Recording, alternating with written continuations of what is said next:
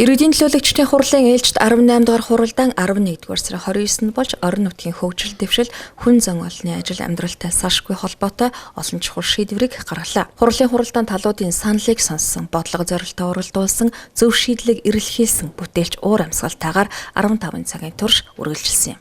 Тэгэд энэ 18 дугаар хуралдаанд 2019 оныг хүүхдийн өвдөх хүмүүжлийн жил болгож зарсан байгаа. Тэгэд энэ жилийн ажлын тайлан гүйцэтгэлийг авч хэлцэж хурлын төлөөлөгчдийн 100% саналаар бол хангалттай зохион байгуулсан байна. Гэд ирэх энэ 2020 оныг бол хүүхдийн хамгаалал тэгээд гэр бүлийн оролцооны жил болгож зарлалаа. За мөн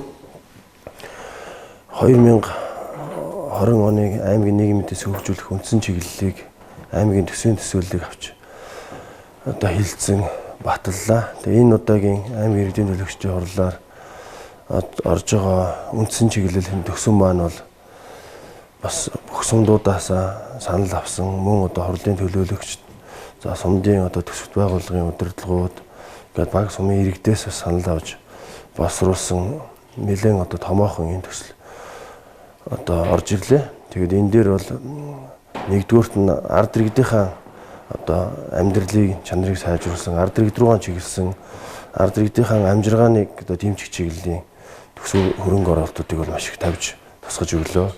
За нөгөөтэйгөр 2017, 18, 19 оны төсөвт бол Баянхонгор аймгийн нийтийн эзэмшлийн орон сууцнуудыг бас дулаанлах, дээвэрлэх, дотор гадналын засал тогтчилт гэдэг бүх ажлуудыг хийжсэн бол энэ жил бол Баянхонгор аймгийн Баянхонгор сумын төвийн гэр хорооллын иргэдийн өөрснийх нь үүсгэл санаачлага оролцоотойгоор гашаа хороогийн засч хандлах ийм ажлуудыг хүртэл ингээд зохион байгуулж ая тухтай орчинд ажиллах энэ чиглэлийн ажлуудыг зохион байгуулж төсвөл тавилаа. За мөн хөрсний бохирдол, агаарын бохирдол, байгаль орчныг хамгаалах чиглэлийн хөрөнгө оруулалт бүтээн байгуулалтын ажлуудыг бол тусглаа. За мөн боловсролын салбар, эрүүл мэндийн салбарт бол хөрөнгө оруулалт, ажлын байрыг нэмэгдүүлэх чиглэлийн, за мөн Баянхонгор сумын аймгийн төвийн өрхийн эрүүл мэндийн төвүүдийг техник хэрэгсэлд хоног төхөөрөмжөөр хангах, за шаардлагатай газрууд дээр бас өргөтгөл хийх, шугамжуулжны асуудлууд тэгээд маш олон чухал тулгамж байгаа асуудлуудыг шийдвэрлсэн ийм үндсэн чиглэл төсөв боллоо. Тэгээд өнөөдөр аймгийн иргэдийн хуралдаа маань ийм нэгдэлтэй асуудлыг аль болохоор ойлголцож зөвшөлтсөлийн үндсэн дээр толгуурлаж, за маш олон хүмүүсээ санал дүгнэлтүүд гарч, за тэр санал төсвөр дээр хороолгож асуудлыг олонхын саналаар шийдвэрлсэн ийм урамсгалтай хурал боллоо. 2019 оныг Баянхонгор аймаг хүүхэд хамгаалал өв тэгш хүмүүжлийн жил болгон зарласан.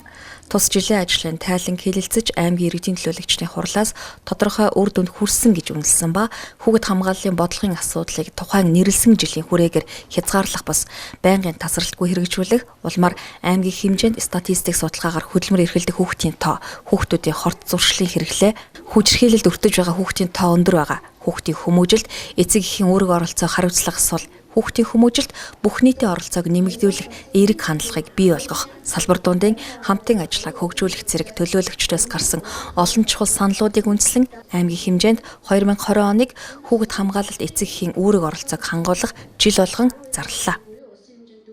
2019 оны хүүхэд хамгаалалт өв тэгш хүмүүжлийн жил болгох зарласан энэ ажлын хүрээнд бусад төрийн болон төрөөс байгууллага аж ахуйн нэгж байгууллагатайгаа хамтан зохиолсон байгуулсан ажлынхаа дорж мэдээллийг хүрэхэд бэлэн боллоо. За энэхүү тайлбарны хүрээд бид бусад байгууллагатай хамтан зохион байгуулсан бүхэл арга хэмжээнийхээ хүрээнд гаргасан зурагт хуудас, ном тагнал, батал зургуудаар бас та бүхэнд зориулж үсгэн хангасан байгаа. Мөн бас залуучуудад сургаал болгож амьдралд бас мөрдөн бүхэл зүйлүүдээр хэл зүйлүүдээр бас жижигхэн юм үсгэн гаргасан байгаа. Хүмүүжил төлөвшөлт анхаардаг эцэг эхийн оролцоо хандлага суларсан байна. Гэр бүлдэх хүүхэд эцэг эхийн халуун эндэн харилцаа холбоо жилээс жилд сараас сард өдрөөс өдөрт алдагдаад байна. Өнөөдөр гэмт хэрэгт өртөж байгаа, за мөн гэмт хэрэгт холбогдож байгаа, гэмт хэрэгт үйлдэж байгаа энэ одоо эрхэн зөрчигдөж байгаа хүүхдүүдийн судалгааг аваад үзэхэд ерөөсөө л эцэгхийн хараа хандлагагүй хариуцлагагүй байдлаас болсон байна. Одоо юу гэдэг аймгийн төвдөршүүд, сумын төвдөр гэдэг юм төлөвлөсөн суурин газрууд дээр одоо хүүхдээ одоо чанартай боловсрол эзэмшүүлэх нэрээр аймгийн төвөөр бараадуулаад нэг ах хчээр насан туршид ах хчээр одоо харуулцдаг. Тэгээ энээсээ болоод хүүхдүүд эцгийн хараа хяналтнаас гадуур байж гэмт хэрэг төртөх ийм одоо эрсдэлтэй нөхцөл байдал үүсгэж байгаа. Тэгэхээр Монгол Улсын үндсэн хуулинд бол хүүхдээ өсгөж хүмүүжүүлэх үүрэг бол одоо эцэгхийн журам түүргээ. Эцэгхийн журам түүрэг. Өнөөдөр эцэг эхийн өөрснөө энэ үндсэн хуулиар хүлээсэн үүргээ биелүүлэхгүй бүх юмыг төрлөөч гэж байна. Тийм учраас сая одоо сайн мэрэгдийн төлөөлөгчдийн хуралдаан дээр мэрэгжлийн байгууллагатай зөвлөлдөж байгаа 2020 оныг бол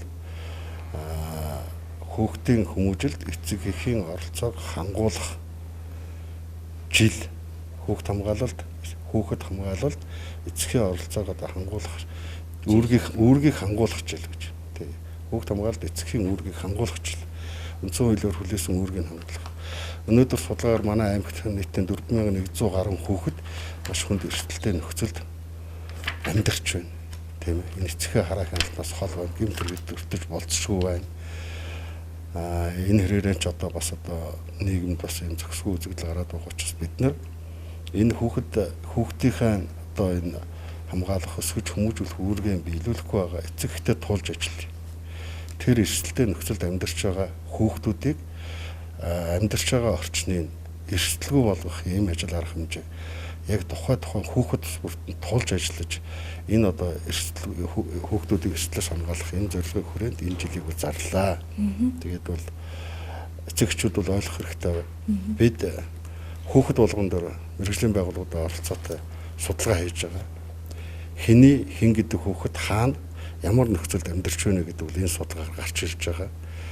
Тэгээд одоо улаан ногоон шар гэдэг 3 ангиллаар одоо хүүхдүүдийг ямар нөхцөлд амьдарч байгааг тодорхойлж улаан буюу эрсдэлтэй нөхцөлд амьдарч байгаа энэ хүүхдүүдийн эцэг эхтэй тулж одоо хүүхд хамгаалах энэ үүргийг хангуулах хамтарч одоо тухайн хүүхдийг эрсдлээс ангижруулах юм үйл ажиллагааг одоо зохион байгуулна 2 хонд.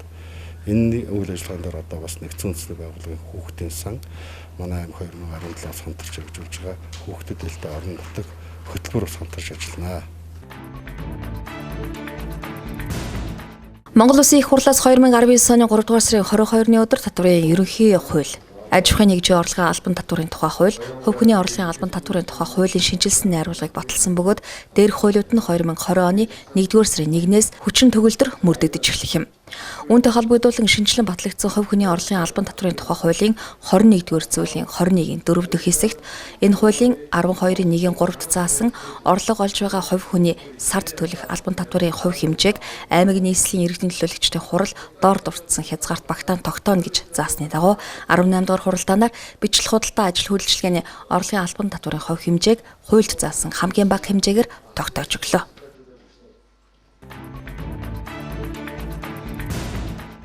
Төрөөс боловсролын талаар баримтлах бодлого 2014-өөс 2024, тогтвортой хөгжил 2030, засгийн газрын үйл ажиллагааны мөрийн хөтөлбөр, Баянхонгор аймгийн 2016-аас 2025 онд хөгжүүлэх хөгжлийн бодлого зэрэг бодлогын баримт бичиг болон дэлхийн боловсролын хөгжлийн чиг хандлагыг баримтлан аймгийн боловсролын салбарыг хөгжүүлэх стратегийн удирдлагын онол арга зүйн төвшин, дэлхийн нийтийн боловсролын онол үзэл баримтлал шинжлэх ухааны судалгаа аргад нийцүүлэн боловсруулсан Баянхонгор аймгийн боловсролын салбарыг 2020-оос 2030 онд хөгжүүлэх дунд хугацааны бодлогын баримт бичгийг баталлаа. Ингэснээр энэ удаагийн хурлын төлөөлөгчдийн хувьд боловсролын салбарт аймагтай баримтлах бодлогын томоохон баримт бичгтэй болгох асуудлыг хамтдаа дэмжснээр онцлог байлаа. Улс төр болон бусад нөхцөл байдлаас үл хамаарч Баянхонгор аймгийн боловсролын салбарт хийгдэж буй ажил нэгбэр улсынхаа бодлоготой уялдаж, сайжирч урт хугацаанд явах ёстой гэж төлөөлөгчид 100% үзсэн юм.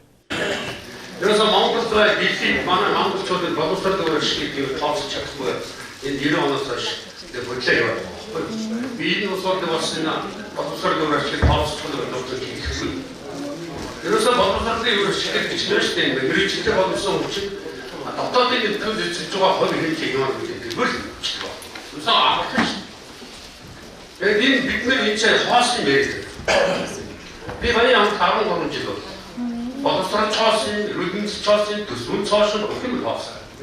Юу хийдэг гэвэл бид нар өнөөдөр Баянхонгор хөгжүүлсэн. Баянхонгор орон нутгийн төсвөө ямар үйлдвэр үйлчлэгийг газар хөгжүүлж, ямар тэнцээ, ямар боловсролын хандлаганд бүрдэж бий болгох вэ гэдэг асуулт ярих хэрэгтэй. Улсын хавийн боловсролын стратегийн баримтч хүмүүсээр илүү үйлчлүүлж ингэж оруулж ирсэн. Энэ бүрэн албан шилжүүлэх хуулийг ч гэсэн нэлээд судалсан ийм байдлуудаар оруулж ирсэнээс гадна миний хувьд бол нэг хэлэхэд байгаа зүйл бол болцлоо одоо мартаас гараад байдаг. Саналаа одоо энэ малчин хүмүүсийн мал маллах цаашдаа залуучуудын залуу малчдын боловсролын асуудал. Тэгээд нэг ялангуяа тоос дээш ангийн ангидаа мал маллын гэсэн сонирхол нэг төрж байгаа энэ үедээ алдаа гарч ирэх заавч өөрийнхөө боловсролыг зүгээр ангийн төгсөх хэрэгтэй байгаа шүү дээ. Хуулиараа тийм байдаг.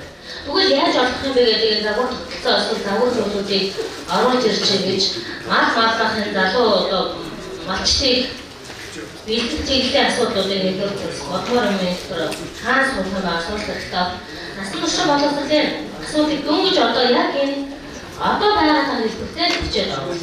Бид нар одоо аль болох стратегийн баримтч хүмүүсийг нэгээс нөгөө дуулаад тавиад ингээд орж ирэх юм бол тэгэл байдаг дахиад л байх баха.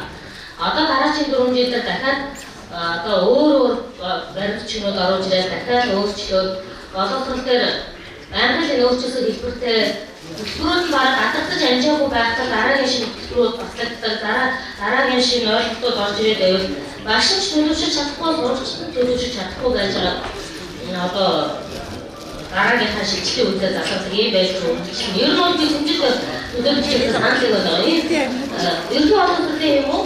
Цэцэрлэгийн боловсролын гол усны баримтч гэвэл яа гэвэл энэ чинь асуушин боловсролын тухай алга байна. За дээр нэ маш олон зүйлүүд мэрэгжлийн сургуулийн төв болсон боловсролын төлөвлөлт нь алга байдаг. Эрүүл мэндийн тархитай төр клиник эрүүл мэндийн боловсролын тухай асуудлыг бол бас дурдж ингэж оруулж ирсэн байна. Тэгээд залуучуудын боловсролын тухай асуудлыг бүхний зэрэг Баянхонгор аймгийн хэмжээний боловсролын асуудлыг явуулсан бол 10 жилийн хугацаанд түрүүний нөгөө мэдээ хийж байгаа шиг хичнээн боловсролын шин сургуулиуд манайд нэмэгдэх юм. Ямар төрлийн чиглэлийн мэрэгчлэлээр болсон учраас эх 10 жил үүдэлтүүдийг хөгжүүлэх Баянхонгор төрөлтэй гэдэг рүү чиглүүлсэн маш тодорхой ийм зүйлүүдийг ингэж оруулж ирэх бодлого баримтчдын төлөвийн явдлууд өгдөг болохоор манайхын улс орон хөгжиж цэцэрлэг бол цааш хаалт баха өөрөөр хангах гэж ойлгож байгаа. За миний хувьд сажиж байгаа амьдралаа холбож байгаа хүний хувьд одоо өнөөдрийн манай системийн сайн үйлчлэгч надад тодорхой холбоот найрж болж байна. Яг ер нь энэ би ганцхан төр дээр санал хийж байгаа. Хавдугаар зорилготой. Зорилго тавтай хүний нөөц асуудал. Мэдээж байшин барилгах яриад байвал их юм байна. За 30 он мэдээж төрөл нэрс уурчгүй хүүхдийн манай Баянхонгорын мэдээ хэмжээнд байх нь ойлгомжтой. Тэр дундаа сумдынхаа боловсролыг өдөө алслагчны сумуудад сууж байгаа багш боловсон хүчнийхээс өөрөөр жоох бодохгүй болох байсан байна гэж би хэлээд байгаа гэж байна. Өнөөдөр энэ дөрөв яг багшныг чадваржуулах гэдэг зүйл байна. Манай аймаг мэдээд онцгой анхаарч байна. Багшныг сонгож байгаа хүүхдүүдийг багшлах боловсон хүчийг бэлтгэдэг сургуулиудтай гэрээ хийгээд тэгээд өндөр онцгой хүүхдүүдийг дэмжиж өгч байна. 400 онцгой хүүхдийг дэж тавьж зогсож байна. Тэгээд тарихад өгч ирсэн хүүхдүүд ажиллаж чадахгүй байна. Өөрөө төлөвшөхөд өөрөө чадвартай хугацаанд орж байна. Энэ хугацаанд чинь тодорхой хэмжээгээр хүүхдүүдийн хам хаалгатаа яваад багштай ажиллах. Тэр үл хэмжээд өгчтэй. Тэгэхээр энэ дээр бид энэ дээр зүйл тодорхой бичих юм шүү. Яг хамгийн дээр сонсоогүй байх шиг. Зүгээр зүгээр санаа бодлоо байна. Дунд тусааны бодлогын баримтчдыг батлах тухай. Монгол засаг захиргааны нутаг төсвийн нэгж нүүн удирдлагын тухайгийн 18 дугаар зүйлийн 18.1-2-ийн боловсролын тухайг ойлгуулалтын 29.1-ийн 4-р заалтыг үндэслэн аймгийн иргэдийн зөвлөлтөөрийн ээлж 18 дугаар болоноос тогтоохон 1 Баянхонгор аймгийн боловсролын салбарыг 2020-2030 онд хөгжүүлэх дунд хугацааны бодлогын баримтчдыг хавсалтаар болсон байна. 2 бодлого баримтыг хэрэгжүүлэх ажлын төлөв гаргана, төсөв хөрөнгийг шийдвэрлэж, хэрэгжлийг зохион байгуулна. Тайлбар хагас бүтэн жилээр аймгийн иргэдийн төлөвлөсний хурал танилцуулж ажиллахыг аймгийн судалгаагийн бодлогоор даатгацгаа. 3. Докторийн хэрэгжлийн хяналт тавьж үр дүн тооцож ажиллахыг аймгийн иргэдийн төлөвлөсний төлөвлөсний нэрмжлэлээр үүсгэж иргэднүүдэд үүрэг болгоцгоо. Дараа отхон бай гэсэн дотоод хэлцээ.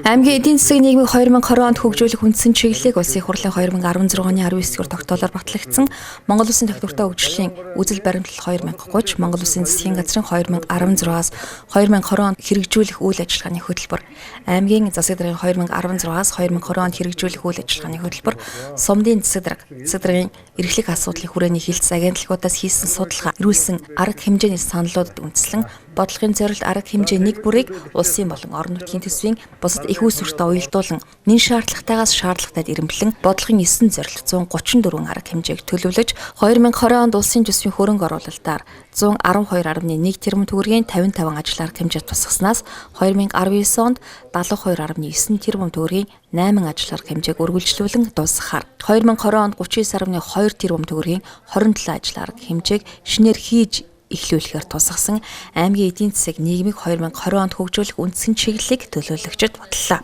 Үндсэн чиглэлийг баталсны дараагаар хуралдааны төлөөлөгчд 2020 оны төсвөө баталсан юм. Аймгийн төсвийн нийт орлогыг сангийн яамнаас 9.5 тэрбум төгрөгөөр хянсныг 11.3 тэрбум төгрөг болгож 1.8 тэрбум төгрөгөөр нэмэгдүүлж нийт төсвийн орлогын 8.1 тэрбум төгрөг аймгийн төсөвт 3.2 тэрбум төгрөгийг сумдын төсөвт төвлөрүүлэхээр төсвийн зарлагын чиглэлээр төрийн албан хаагчдын цалин инфляцийн түвшинд уялдуулан 8%-аар нэмэгдүүлж байгаа аж. Шинжилгээний хариулсан төрийн албаны тухай хуульд заасны дагуу төрийн үйлчлэгийн албан хаагч нь төрийн зэрэгэний албан хаагчийн нэгэн адил төрд ажилласан хугацаагаараа тооцоолж цалингийн нэмэгдэл тэтгэврт гарахад олох нэг удаагийн тэтгэмж авах зэрэг боломжийг 2020 оноос эхлэн олгохоор болсон бол 2012 оноос хойш нэмэгдээгүй байсан цэцэрлэгийн хүүхдийн хоол болон ерөнхий боловсролын сургуулийн үдийн цаг хөтөлбөр дотор байрны хоолны зардлыг 50%-аар тус нэмэгдүүлэхээр тооцсон аймгийн 2020 оны төсвийг аймгийн иргэдийн төлөөлөгчдийн хурлын 18 дугаар хуралдаанд оролцсон төлөөлөгчд батллаа.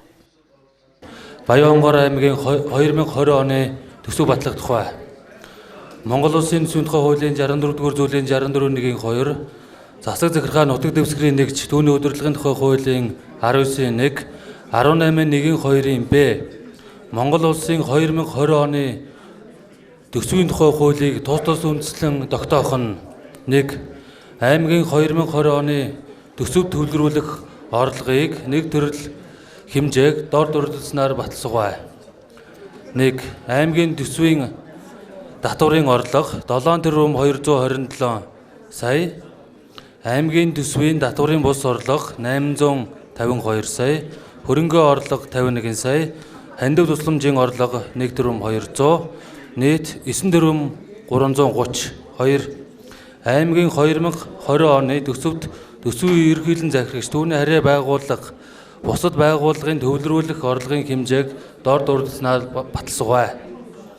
2.1 татварын хэлц 7.227 цагдаагийн газар, аудитын газар, санхүүгийн хяналт аудитын албан шүүхийн шийдвэр үүсгэх газрын орлого 730 сая, аймгийн засаг даргын намын газрын орлого 1.270, орон нутгийн өмчийн газар 64 сая, байгаль орчин аялал газар 3 сая 500, сум дундын ой анги 2 сая 500, хот хогжилт 8 сая, спорт биеийн дэвээр спортын газар 25 сая. 3 аймгийн 2020 оны төсвийн жил төсвийн ерөнхийлөн захирагч түүний харьяа байгууллага 81 тэрбум 100 сая 615,100 төгрөгөөр төсөв зарцуулах эрх олгосугай. 4 аймгийн төсвөөс 2020 оны төсвийн жил зарцуулах зарлагын хэмжээг 81 тэрбум 100 сая 615,100 төгрөгөөр баталсугай. 5 аймгийн төсвийн хөрөнгөөр 2020 оны төсвийн жилд санхүүжилт, хөрөнгө оруулалт, барилга байгууламж, их засвар, тоног төхөөрөмжийн зардлын хэмжээг 5 тэрбум 380 сая 702,700 төгрөгөөр баталсугай. 6 аймгийн төсвөөс сумын төсөвт олгох санхүүгийн дэмжлэгийн хэмжээг 15 тэрбум 566 сая 809,700 төгрөгөөр баталсугай. 7. Аймгийн орон нутгийн хөгжлийн сангаас сумын орон нутгийн хөгжлийн санд олгох орлогын шилжүүлгийн хэмжээг 2 тэрбум 892 сая 21,100 төгрөгөөр баталсугай.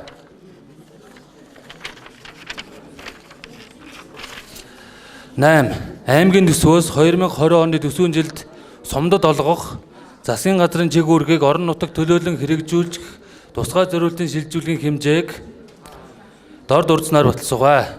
Сургуулийн өмнөх боловсрол 13 тэрбум 583 сая 639,300. Ерөнхий боловсролын сургууль 29 тэрбум 255 сая 619,500. Эрүүл мэндийн анхан шатны тусламж үйлчилгээ 7 тэрбум 477 сая 349,300. 9. Аймгийн 2020 оны төсвийн санхүүжүүлэх хийх усүрийг дор дурдснаар баталсугай. 9.1. Аймгийн татварын болон татварын бус хөрөнгийн болон тусламжийн орлого 9 тэрбум 330. Аймгийн орон нутгийн хөгжлийн сангийн зураг төсвийн өөрийн орлого 109 сая 225,300 төгрөг. 9.3. Аймгийн төсвүүд улсын төсвөөс олгох санхүүгийн дэмжлэг 19 сая 19 тэрбум 580 сая 959,500 төгрөг. 9.4. Аймгийн төсвүүд улсын төсвөөс олгох орон нутгийн хөгжлийн сангийн шилжүүлэг 7 тэрбум 480 сая 35,600 төгрөг. 9.5. Аймгийн төсвөөс улсын төсвөд олгох аймгийн төсвөд улсын төсвөөс шилжүүлэх тусгай зориултын шилжүүлэг 50 тэрбум 938 сая 518,600 төгрөг. Аймгийн төсвөд эрүүл мэндийн даатгалын сангаас олгох 486 сая 416,100 төгрөг. Тусгай зориултын шилжүүлгийн өөрийн орлого 78 сая 460,000 төгрөг. Аймгийн төсвийн урд оны үлдэгдэл 1 тэрбум 97,000 төгрөг. 10. Төсвөө ерөнхийлөн захирагч нарын хэрэгжүүлэх хөтөлбөрийн хүрэх үр дүнгийн талаарх тоон болон чанарын үзүүлэлтийг 1-р аймгийн төсвийн хөрөнгөөр 2020 оны төсвийн жилд орон нутгийн хөгжлийн сарнгийн хөрөнгөөр санхүүжүүлэх хөрөнгө оруулалт төсөл арга хэмжээ барилга байгууламжийн жагсаалтыг 2-р төсвийн байгууллагын төсвийн эдийн засгийн дэлгэрэнгүй ангиллаар 3-р ангилагдаагүй зардлыг 4-р замын сангийн хөрөнгө оруулалтын жагсаалтыг 5-р хавсралтаар туутус баталсугай. Дарга Отгонбаяр. За өнөөдөр өвлийнхэн сарын шинийн 3 өдөр Баянгор аймгийн иргэдийн төлөөлөгчдийн хурлын ээлжид 18 дугаар хуралдаа амжилттай болж өндөрлөж байна. Аймгийн засаг дарга түүний баг хамт олонны зүгээс өнөөдрийн энэхүү хуралдаа маань маш бүтээлч уур амьсгалтай асуудал дэвшүүлсэн, шийдэл эрэлхийлсэн бүх төлөөлөгч болон урилгаар оролцож байгаа хүмүүсийн жигд оролцоог хангасан бас ийм өндөр мэтгэлцээний дунд болж өндөрлөж байна. Аймгийн удирдлуудын зүгээс бол аймгийн нийгмийн эдийн засгийн хөгжил 2020 онд хөгжүүлэх үндсэн чиглэлийн төслийг бүхий л холбогдох байгууллагуудаас авсан санал, мэргэжлийн байгууллагуудын гаргасан судалгаан дээр үндэслэж аймгийн засаг даргын үйл ажиллагааны мөрийн хөтөлбөр, засгийн газрын үйл ажиллагааны мөрийн хөтөлбөрийг чигд ханган биелүүлэх зорилгын хүрээнд бас бэлдэж оролцлоо. Тэгээ үнэхээр энэ 2020 он бол бүр эрхийн хугацааны сүүлчийн жил гэдэг утгаараа аймгийн засаг даргын үйл ажиллагааны мөрийн хөтөлбөрийн заалтыг хэрэгжүүлэхэд чиглэгдсэн ийм олон ажил 10 ажил арга хэмжээ туссан.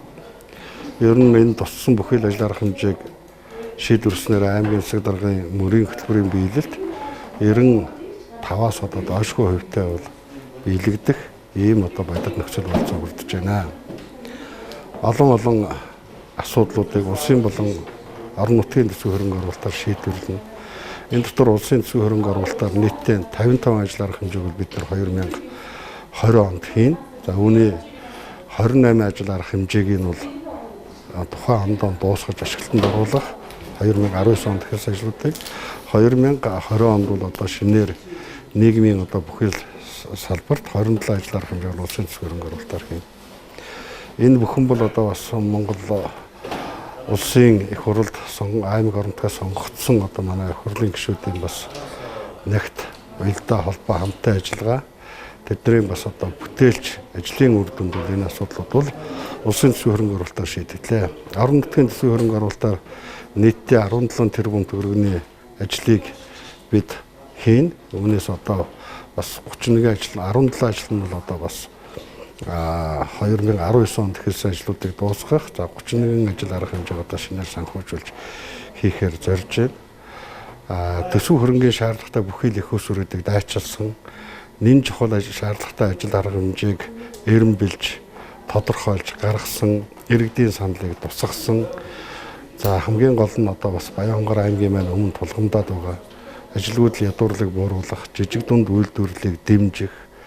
За мөн нөгөө төгөөр Баянхонгор сумын хэмжээний одоо бас нийт иргэдийн асуудал болоод байгаа агарын бохирдлыг бууруулахад бодтойгоор одоо бас тэрбум орчим төгрөгийн их усүрийг тавьж энэ одоо орчны бохирдлыг бууруулахад чиглэгдсэн ийм зохиц ажил арга хэмжээнүүд бас олон орон тусаж өнөөдөр төлөөлөгч нарын маань одоо сандаар бас батлагдсанд онцгийн тодорхой өөрчлөлт орохгүйгээр батлагдсанд их баяртай байгаа.